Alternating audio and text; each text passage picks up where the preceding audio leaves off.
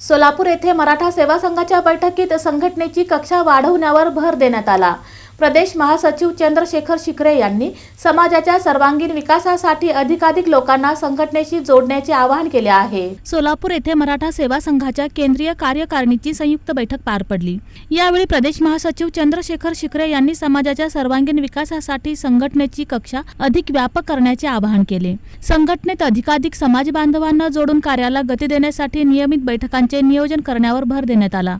तसेच विवाह जुळवणी व सामाजिक समस्यांवर उपाययोजना करण्याची गरजही व्यक्त करण्यात आली। मला जर संघटनेसाठी वेळ नसेल, तुमच्या संघटनेला जर समाजासाठी वेळ नसेल तर कशाला पाहिजे? मराठा सेवा संघाची स्थापना 12 मार्च सगळ्यांनी सांगितली, pay back to society, pay back to society म्हणून मराठा सेवा संघ स्थापन झालेला आहे।